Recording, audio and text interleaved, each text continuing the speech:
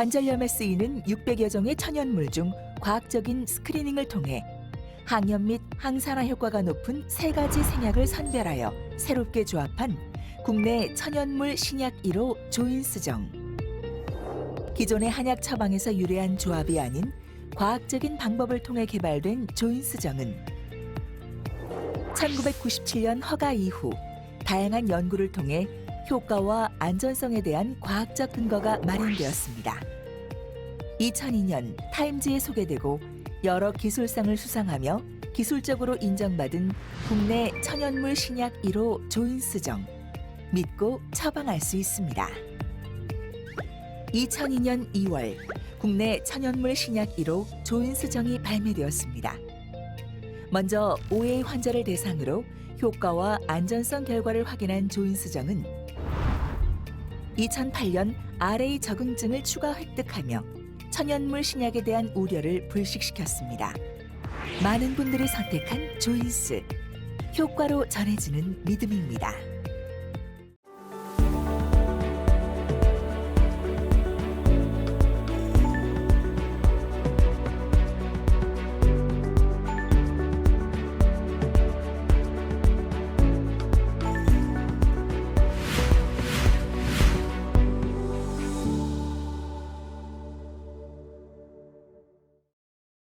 안녕하십니까. 해운대 백병원 문상원입니다. 저는 오늘 페일드 ACL 리커버리에 대해서 드리겠습니다. ACL 페일러는 단순히 그라프트의 디스럽션만을 의미하는 것이 아니고 기능을 하지 않는 ACL도 이제 페일러라고 정의되고 있습니다. ACL 페일러 환자를 만날 때는 그 원인을 정확하게 구분하는 것이 먼저 이제 트라우마가 다시 생긴 경우, 그리고 테크니컬한 에러가 있는, 그리고 기존에 다른 질환들이 같이 동반돼 있었는데 진단을 하지 못하고 전방 십자인대만 단독으로 수술한 경우, 그리고 그래프트 힐링이 되지 않은 경우로 크게 나눌 수 있습니다. 저희가 페일드 ACL 환자를 만나게 되면 다음과 같은 플로우 차트를 통해서 체계적으로 평가하고 접근하는 것이 중요합니다. 각각의 내용을 좀 자세히 보시면 수술 전 평가에서는 전방 불안전성의 히스토리를 잘 알아야 되는데, 이러한 전방 불안전성이 계속 반복되었는지 아니면 외상 이후에 다시 생겼는지, 그리고 가능하다면 수술 기록지 등을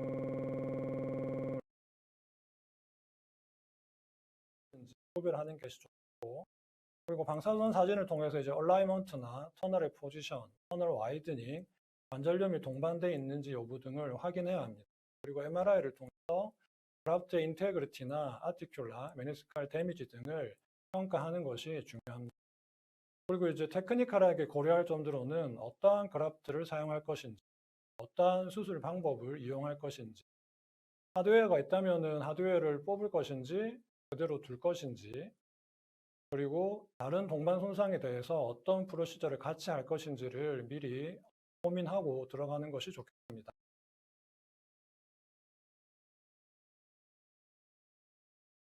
다음으로는 이제 터널에 대한 어프로치가 중요합니다. 터널에 대한 어프로치는 크게 터널이 적절한 위치에 있는 경우와 부적절한 위치에 있는 터널 두 가지로 나눌 수 있겠고, 터널이 적절한 위치에 있다면 반드시 터널 와이드닝이 없는지 확인해야겠고, 부적절한 위치에 있다면 이제 새로운 터널을 어떠한 방법으로 만들지 고민하면 되겠습니다. 첫 번째 케이스 환자입니다. 42세 남자 환자고 타병원에서 프라이머리 수술을 시행했던 환자입니다. 운동하다가 뚝 하면서 끊어지는 느낌이 들었다고 이야기했고, 이후에도 축구를 몇 번 하긴 했는데 그때 무릎이 헐렁한 느낌이 들었다고 이야기했습니다. 신체 검사에서 라크만 테스트 3 파저티브, 피보 쉬프트 테스트 1 파저티브, 메디알 조인트 라인 테스트 1 파저티브 측정되었고, 이전의 수술 기록은 확인하기 어려웠습니다. 엑스레이를 보시면 이제 트랜스티비알 테크닉을 이용할 때 생기는 전형적인 버티칼 터널임을 확인할 수 있고, 사지탈 뷰상에서도 터널이 상당히 앞쪽에 위치한 것을 알 수 있습니다. 엑스레이 상에서 터널의 와이드닝을 평가할 수 있는데, 피머 터널은 약 12mm, 티비아 터널은 약 14mm 측정되었습니다. 전체적인 얼라이먼트는 5도 정도 바를 수였고, 슬롭은 9.5도 측정되었습니다. MRI상에서 코로날 오블리크 뷰나 사지탈 뷰에서 ACL이 이제 거의 없고 흡수된 것처럼 보이는 사진이었고, 코로날에서 메디알 메니스쿠스 미드바디에 버티컬한 테어가 확인되었고, 이 테어가 포스테리어 홈까지 이렇게 연결되어 있는 것을 확인하였습니다. 테크니컬한 고려점으로 기존의 트랜스티비알 전방 십자인대 적응술을 시행하였고, 환자의 진술에 따르면 알로그раф트를 사용했다고 합니다. 그리고 동반 손상으로 메디알 메니스쿠스의 버티컬 테어가 확인되었습니다. 그 플로우 차트에 따라서 다음 이제 터널 어프로치를 해야 되는데, 피머 터널은 부적절한 위치, 즉 버티컬 터널이기 때문에 하드웨어는 그대로 두고 새로운 터널을 뚫을 준비를 했고, TBR 터널은 적절한 위치에 있어서 터널 와이드닝을 평가했습니다. 치료 계획으로는 피머는 아웃사이드 테크닉으로 새로운 터널을 만들어주고, TBR는 기존의 터널을 사용하고, 알로그раф트를 선택해서 TBR에 있는 터널 와이드닝을 극복하기 위해서 TBR 사이드를 조금 더 두껍게 프리퍼레이션 하였습니다. 메디알 메니스쿠스 리페어를 준비하였습니다.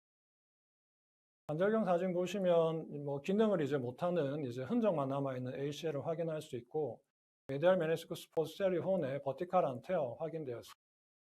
먼저 메니스쿠스를 이렇게 올 인사이드로 리페어하고, 미드바디 부분은 인사이드 아웃으로 리페어 시행하였습니다. 그리고 제가 타겟으로 하는 이제 AM 번들, AM 풋프린트 쪽으로 이제 마킹을 하고, 아웃사이드 방식으로 이제 드릴링을 시행하였습니다. 기존의 버티컬 터널과 제가 준비한 터널의 사이를 보시면 상당히 멀리 떨어져 있어서 오버랩 되지 않고 새로운 터널을 만들 수 있다는 것을 알 수 있습니다. 리밍을 시행하였고, TBR 사이드는 기존의 터널을 그대로 사용하기로 했기 때문에 남아있는 랩넌트 등을 그림과처럼 깨끗하게 제거하고, 위에 알로그раф트를 사용해서 이제 수술을 시행하였습니다. 수술 후 사진이고요. 시트를 보시면 기존의 버티컬 터널과 이번에 새로 만든 터널 사이에 상당한 거리가 있어서 피머 터널은 문제없이 잘 만들어진 것을 알 수 있습니다. 사지탈 이미지상에서도 확인할 수 있습니다. 1년이 지나서 세컨드 룩을 시행하였고, 그라프트는 비교적 잘 유지되고 있었습니다. 그리고 메디알 메니스쿠스 포스테리어 혼도 잘 힐링이 되었습니다. 앞서 살펴본 대로 테크니컬한 에러가 이제 페일드 ACL의 가장 흔한 원인이 되겠습니다. 다음과 같은 문헌에 따르면 리뷰전 케이스에서 작게는 22%, 많게는 약 80%가 테크니컬 에러로 발생한다고 보고하였고, 그 중에서도 터널 포지션을 잘못 만든 것이 가장 흔한 원인이라고 이야기했습니다. 그렇다면 이제 피머의 정확한 터널 위치를 어디로 잡을 것인가에 대해서 좀 고민을 해봐야겠습니다. 아이디얼이라는 개념이 있는데, 포트 오픈 리뷰라는 이 논문에서 이제 이야기하였습니다. I는 아이소메트릭의 첫 글자를 땄고, E는 다이렉트, 그리고 E는 익센트릭, A는 아나토미칼, L은 로우 텐션이 되겠습니다. 오른쪽 그림을 보시면 이제 아이소메트릭한 부분은 파란색으로, 그리고 아나토미칼한 부분은 빨간색으로 표시되었고, 조금 더 짙게 빨간색으로 표시된 부분이 다이렉트 인서션이 되겠습니다. 그리고 주황색으로 표시된 익센트릭, 그리고 노란색으로 표시된 로우 텐션이 있습니다. 이 5가지 조건들을 공통적으로 만족하는 지역이 바로 아이디얼한 이제 포지션이 되겠고, 이 검은 점으로 표시되는 부분이 되겠습니다. 아나토미컬하게 설명하자면 라테랄 인터콘딜라 리지와 바이퍼케이티 리지를 기준으로 했을 때 AM 풋프린트에 가까운 부분이 되겠습니다. 두 번째 케이스고요. 37세 남자 환자 역시 트랜스티비알로 수술한 것 같고, 버티컬한 피머 터널 앞쪽에 뚫린 것도 확인할 수 있습니다. 동일한 방법으로 이제 환자를 평가하고 준비해서 수술을 했고, 티비아 터널은 앞 케이스와 동일하게 그대로 사용하였고요. 피머 터널을 새로 뚫었습니다. CT상에서 기존의 터널과는 서로 간섭하지 않는 새로운 피머 터널이 잘 뚫린 것을 확인할 수 있습니다. 또 비슷한 케이스 43세 남자 환자입니다. 이분은 트랜스티비알로 수술을 했는데 이제 피머 터널을 오블리크하게 이제 만들기 위해서 티비아 터널이 메디알 쪽으로 많이 치우쳐 있는 것을 확인할 수 있습니다. 그렇지만 여전히 이제 피머 터널이 상당히 앞쪽에 있기 때문에 저희가 생각하는 아이디얼 포지션에는 본이 잘 보존되어 있습니다. 그래서 역시 동일한 이제 플로우 차트를 통해서 수술을 준비하였고, 기존의 피머 터널, 그리고 라테랄 인터콘디랄 리치 뒤쪽에 있는 이 부분에 이제 터널링을 하고 새로운 터널을 만들어서 수술을 시행하였습니다. 역시 CT상에서 기존 터널과 서로 오버랩되지 않는 새로운 터널이 잘 만들어진 것을 확인하였습니다. 앞서 살펴본 세 개 케이스 모두 이제 터널을 어떻게 이제 다루는가가 중요하다는 것을 이제 알 수 있습니다. 제가 앞서 이제 기존의 터널을 적절한 위치에 있는 것과 부적절한 위치에 있는 것 두 가지만 말씀드렸는데 사실은 오버랩 되는 경우들도 상당히 있습니다. 따라서 이렇게 오버랩이 될 때 어떻게 이러한 터널을 다룰 것인가가 또 중요한 부분이 되겠고, 그리고 터널 와이드닝도 다음과 같이 세 가지로 나눌 수가 있는데, 터널 와이드닝이 미니멀한 경우, 모더레이트인 경우, 시비어한 경우로 나눌 수 있겠습니다. 모더레이트인 경우는 다이아미터로 말씀드리자면 10mm 또는 12mm 정도까지 이렇게 분류할 수 있겠고, 이 경우에는 라지 다이아미터의 알로그раф트를 사용하거나 또는 본 플러그 등을 이용해서 극복할 수가 있겠습니다. 그렇지만 13mm 또는 17mm 이상의 시비어한 그 터널 와이드닝이 있는 경우에는 보온 그라프트를 먼저 하고 2스테이지로 이제 수술을 하는 것을 준비해야 될 것 같습니다. 네 번째 케이스 환자입니다. 42세 남자 환자고 타 병원에서 프라이머리 수술을 했습니다. 이 환자는 앞선 환자들과는 다르게 수술 이후 계속 좀 동요나 불편감이 있었다고 이야기했고, 라크만 테스트 3 파지티브, 피버 시프트 테스트 1 파지티브였습니다. 엑스레이 보시면은 트랜스티비알인데 이제 피모를 오블리크하게 터널을 만들기 위해서 이제 티비아 터널이 상당히 메디알에 가 있고 쉘로우하게 만들어진 것을 알 수 있고, 피모 터널 와이드닝이 상당하다는 것을 한눈에 볼 수 있습니다. 엑스레이 상에서는 피모 터널 와이드닝이 16mm, 티비아 터널 와이드닝이 14mm였습니다. CT를 시행하였고, CT상에서 피모 터널은 16에서 17 정도 터널 와이드닝 확인되었고, 티비아 터널도 14mm 정도 터널 와이드닝이 있는 것을 확인하였습니다. 그리고 저희가 이제 준비한 터널과 서로 오버랩되는 위치에 있기 때문에 이제 이 환자에 대해서는 저희가 이제 테크니컬하게 고려할 점으로 기존의 그 트랜스티비알 테크닉으로 수술했고, 환자의 이제 진술에 따라서 알로그раф트를 사용했다는 것을 확인했고, 터널에 대해서는 피머 터널, 티비아 터널 모두 이제 오버랩이 되는 위치에 있습니다. 따라서 하드웨어를 모두 제거하고 먼저 알로 캔서러스 본을 본그램 시행한 이후에 향후에 세컨 스테이지 수술을 하겠다고 준비를 하였습니다. 그래서 트리트먼트 플랜으로 2스테이지 리비전을 고려하였고, 두 번째 수술에서 피머 터널은 트랜스포탈 테크닉으로 만들기로 계획하였고, 앞서 이제 알로를 사용했기 때문에 오토 그래프트를 사용할 수 있어서 햄스트링 오토를 준비하였고, 리뷰전 케이스가 이제 결과가 안 좋은 경우가 많기 때문에 ALL 리콘을 같이 하는 것을 준비하였습니다. 관절경 사진 보시면 그래프트가 다 이제 디스럽션 되어 있는 것 확인할 수 있었고, 그래서 그래프트를 깨끗하게 제거하고 피머 터널에 이제 남아있는 그 깨끗한 본베드를 만들어주고 캔서러스 본을 다음과 같이 좀 임팍션 시키면서 그래프트 시행하였습니다. 수술 이후의 엑스레이고요.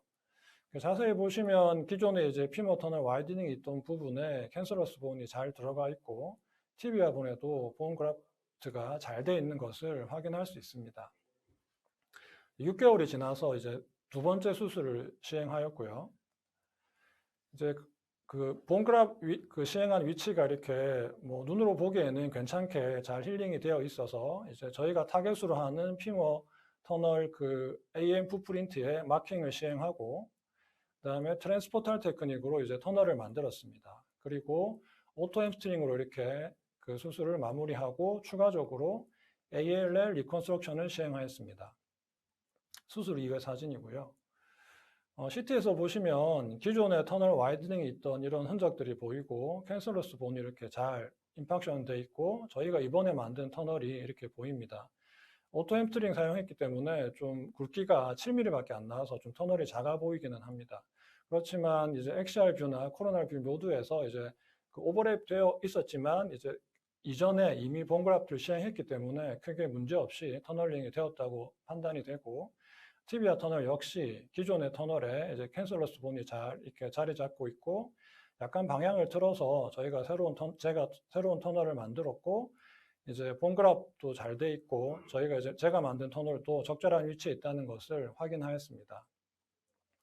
1년이 지나서 세컨드 룩을 시행하였고요. 이제 그래프트 앞쪽으로 파셜한 테어가 있었지만 이것들이 이제 정리하고 나니까 비교적 그래프트 상태는 괜찮았고 텐션도 괜찮았습니다.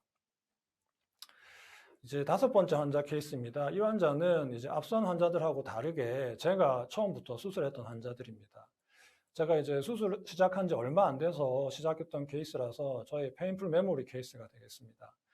제가 처음부터 좀 히스토리를 말씀드리면 18세 남자 환자고 2달 전 축구하다가 이제 무릎이 꺾였다고 저한테 찾아왔습니다. 신체 검사에서 라크만 테스트 3 파저티브, 피보 시프트 테스트 2 파저티브였고 그래서 저는 이제 아웃사이딩 테크닉으로 프라이머리 ACL 수술을 고려하였습니다. 제가 초기에는 알로 티비알리스를 많이 사용해서 알로 티비알리스 텐던을 준비하였습니다.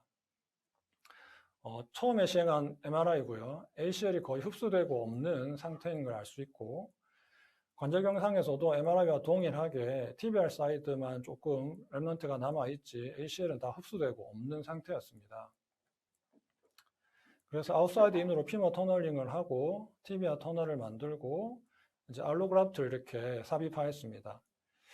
이제 AM에서 보면은 이제 라테랄 쪽으로 이렇게 임피디 되는 것을 확인할 수 있습니다. 그래서 좀 고민을 했습니다. 이 부분을 나치플라스티를 할지 어떻게 할까 고민을 하다가 이제 괜찮을 거라고 막연하게 생각하고 그냥 억셉트하고 수술을 마무리하였습니다.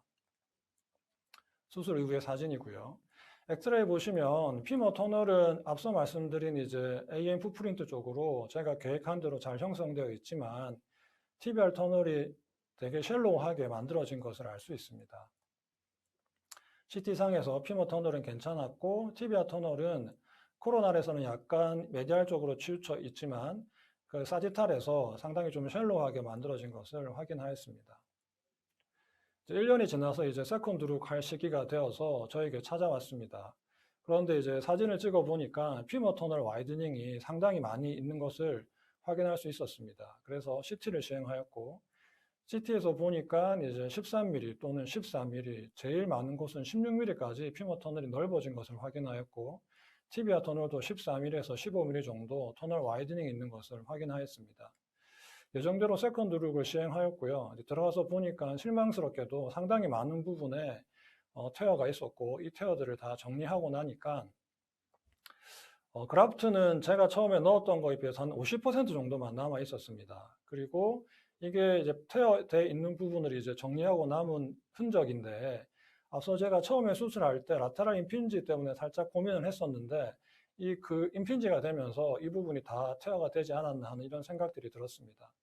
전체적으로 좀 얇고 좀 그렇긴 하지만 텐션도 뭐 그렇게 나쁜 상태는 아니라서 저는 이렇게 생각했습니다. 그래프트가 다소 약하고 좀 얇아지긴 했지만 활동을 줄이면 괜찮지 않을까 하는 그런 좀 막연한 그런 생각들을 좀 하게 되었고 그래서 환자한테 이제 상태가 이러니까 조금 조심하고 운동을 좀 줄였으면 좋겠다 이야기를 했습니다. 그렇지만 6개월이 지나서 그 환자가 다시 찾아왔습니다. 또 축구를 했는데 축구하다 뚝 하는 느낌이 들었다고 했습니다. 그래서 MRI를 찍어봤고 MRI 보시면 제일 처음에 와서 찍은 MRI와 동일하게 ACL이 다 흡수되고 이제 하나도 없는 상태를 확인하였습니다. 그래서 이제 리비전 ACL을 이제 들어갔는데 들어가서 보니까 50% 정도 간당간당하게 남아있던 이제 그라프트마저 다 끊어지고 늘어나 있는 것들을 확인하였습니다. 앞서 제가 처음에 말씀드렸을 때 이러한 페일드 ACL 환자를 만났을 때는 ACL 페일러의 원인을 잘 구별해야 된다고 말씀드렸습니다. 그런데 저는 초기라서 그런지 아니면 좀 너무 단순하게 생각해서 그런지 이 ACL 페일러의 원인이 환자가 축구를 해서 트라우마 때문에 생겼다고 그렇게 단정 지었습니다. 지금 생각해보면 제가 테크니컬한 에러가 가장 큰 문제였고 그라프트 힐링에도 문제가 있었다고 생각이 되는데 그 당시에는 이러한 것들을 생각하지 못하고 이제 모든 책임을 환자에게 돌렸던 것 같습니다. 그리고 앞서 말씀드린 대로 다음과 같은 플로우 차트를 통해서 꼼꼼하게 체크해서 이제 수술 결과를 좀 향상시키기 위해서 노력을 해야 되는데 제가 했던 수술이니까 제가 누구보다 잘 안다고 생각했기 때문에 너무 좀 나태한 이제 그런 마음으로 수술에 임하지 않았나 생각이 됩니다. 트리트먼트 플랜으로는 이제 터널 와이드닝이 상당히 있는데도 불구하고 원 스테이지로 하겠다고 이제 대담한 그런 생각을 가졌고, 그 다음에 피머 터널은 아웃사이드 인 테크닉을 통해서 안티그레이드 리밍을 하겠다고 계획하였습니다. 다이렉트 핸드 버튼을 사용하고 역시 알로그라프트를 준비했고, TBR 터널은 터널 와이드닝에 대해서 캔슬러스 본 그라프트를 하면서 동시에 할 수 있지 않을까 하는 그런 생각을 가졌고, 첫 번째 수술에서 나치 플라스를 좀 안 했던 게 마음에 걸려가지고 이번에는 나치 플라스를 확실히 하겠다는 그런 생각들을 가졌습니다. 제가 그때 했던 그런 생각했던 마음들입니다. 축구가 원인이고 터널 와이드닝이 있기는 하지만 이게 피머를 이제 안티그레이드로 다시 줄일 거기 때문에 약 10mm 정도 새로운 이제 그 본 터널이 생기기 때문에 괜찮지 않을까. 그리고 이제 티비아 터널 와이드닝이 있지만 캔슬러스 본 같이 좀 깔아주고 하면 괜찮지 않을까 하는 그런 좀 나태한 좀 생각을 했던 것 같고, 이제 그거에 대한 기저에는 젊으니까 이 정도 하면 괜찮지 않을까 하는 그런 좀 1차원적인 생각을 가졌던 것 같습니다. 계획한 대로 수술을 시행하였고, 그래서 이제 알로그라프트를 집어넣고 나치 플라스를 좀 확실히 시행하였습니다. 수술 이후의 사진이고요. TBR 터널은 캔슬러스 본이 그래도 생각보다는 잘 좀 들어간 것을 확인하였습니다. 또 1년이 지나서 이제 리비전 하고 난 이후에 세컨드 룩을 시행하였습니다.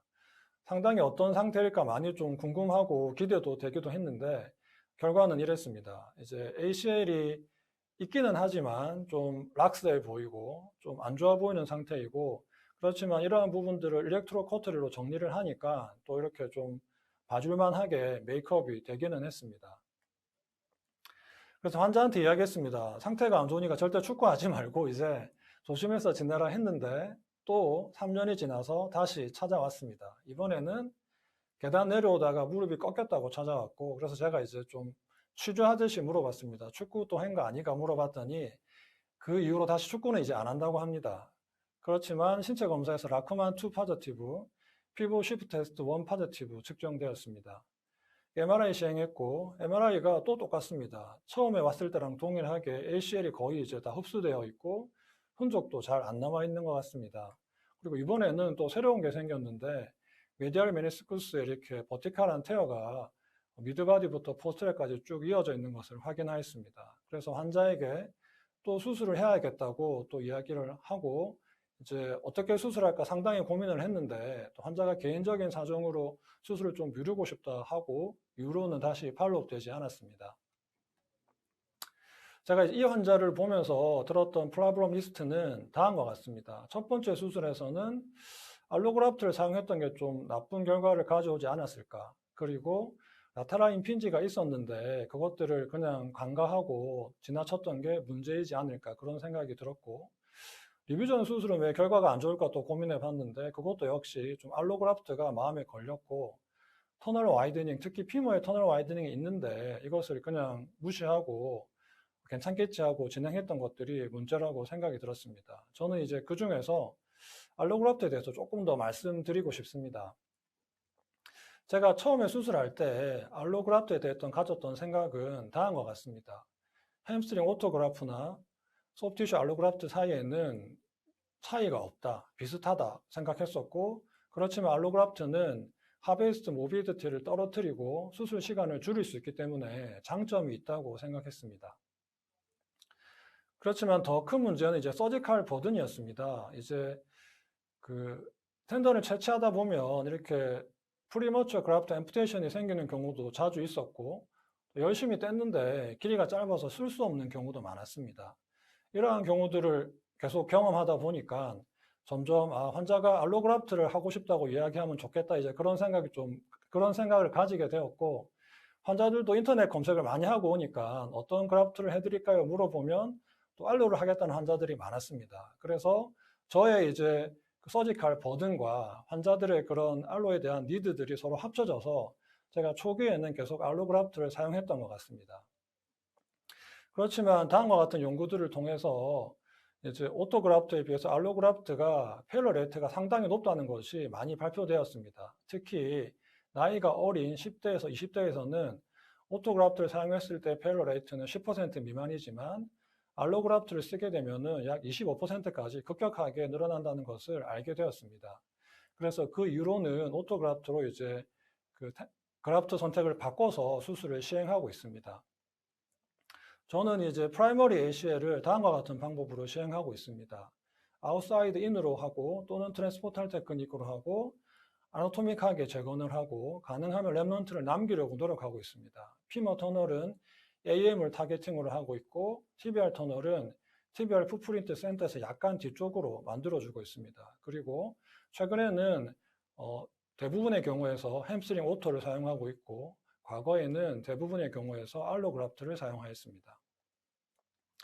제가 초기에 했던 알로그라프트의 결과를 간단하게 좀 보여드리겠습니다. 14세 남자 환자, 다음과 같이 알로그라프트를 집어넣었고 1년이 지나니까 이제 테어 부분이 상당히 많이 있었고 테어된 부분을 정리하고 난 다음에 그라프트 상태입니다. 15세 여자 환자, 다음과 같이 프라이머리 수술했고 역시 1년 지나서 보니까 테어된 부분이 많이 있고 남아있는 그라프트 양은 꽤 되지만 시노벨라이제이션이 전혀 되지 않는 상태인 것을 확인할 수 있습니다. 21세 남자 환자, 다음과 같이 ACL 수술을 했고요. 1년 지나서 보니까 상당히 많은 부분이 퇴화가 되어 있고 남아있는 부분도 역시 텐션이 약하다는 걸 알 수 있습니다. 그리고 이 환자는 또 다른 문제가 있었는데 이렇게 그 TBI에 저희가 그 포스트 타이한 부분에 메스 같은 것들이 생겼습니다. 그래서 세컨드 룩 할 때 같이 이제 제거했는데 열어보니까 알로그라프트가 남아있던 것들이 갱글리온으로 이렇게 바뀌어가지고 메스를 만든 것을 알 수 있고 이제 이것들을 다 깨끗하게 또 제거해야만 했습니다. 그리고 28세 여자 환자, 알로그라프트를 사용했지만 이 사람은 또 운 좋게도 이제 힐링이 잘 되어 있는 것을 알 수 있습니다. 저도 알로그라프트를 좀 사용해 봤지만 제가 보기에 이렇게 되는 경우는 100명 정도 수술하면 제 경험상으로는 2~3명 정도밖에 이런 결과가 나오지 않는 것 같습니다. 이제 그리고 40세 이제 여자 환자 알로그라프트를 사용했는데 역시 이렇게 퇴어된 부분이 많이 있었고 남아있는 부분의 텐션도 이제 약한 것을 확인하였습니다. 그래서 오토그라프트로 바꾼 다음에 결과들입니다. 14세 여자 환자 오토그라프트를 사용했고 1년 지나서 보니까 힐링이 잘 되어 있습니다. 14세 남자 환자 이제 가운데 쪽으로 오토그라프트를 넣고 남아있는 랩넌트를 이렇게 랩 어라운드 시행하였습니다. 그리고 1년 지나서 힐링이 잘 되어 있고요.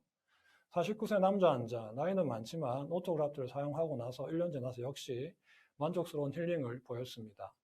15세 또 여자 환자, 오토그라프트를 사용했고 이 환자는 랩넌트가 거의 없었는데 그래서 그런지 이제 1년째 보니까 테어된 부분이 살짝 있었습니다. 그렇지만 이 부분을 정리하고 나니까 역시 알로에 비해서는 역시 오토그라프트 결과가 좋다는 것을 알 수 있었습니다.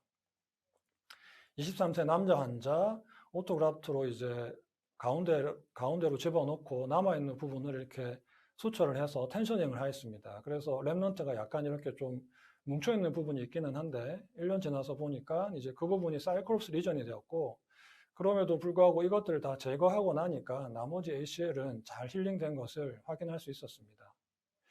이상의 내용을 좀 종합해서 말씀드리면 페일드 ACL을 만나게 되면 역시 페일한 원인을 잘 분석하는 것이 중요합니다. 그리고 그 페일한 원인에 대해서 너무 환자의 그 책임으로만 트라우마 때문에 생겼다고만 생각하지 마시고 테크니컬한 에러가 없는지 조금 더 꼼꼼하게 살펴보는 것이 필요하겠습니다. 그리고 역시 이제 재수술이기 때문에 앞서 살펴본 플로우 차트대로 체계적으로 접근해야 되겠고 또 자기가 한 수술이라면 조금 더 비판적으로 바라보는 자세가 필요할 것 같습니다. 또 모든 수술이 다 그렇지만 첫 번째 수술을 잘 성공적으로 마무리하는 것이 중요하겠습니다.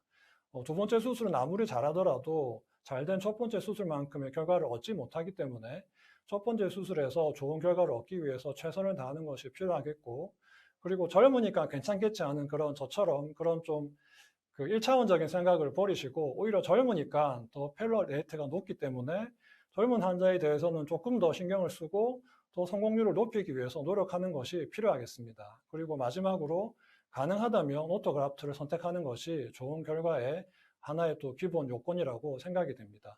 경청해 주셔서 감사합니다. 관절염에 쓰이는 600여 종의 천연물 중 과학적인 스크리닝을 통해 항염 및 항산화 효과가 높은 3가지 생약을 선별하여 새롭게 조합한 국내 천연물 신약 1호 조인스정.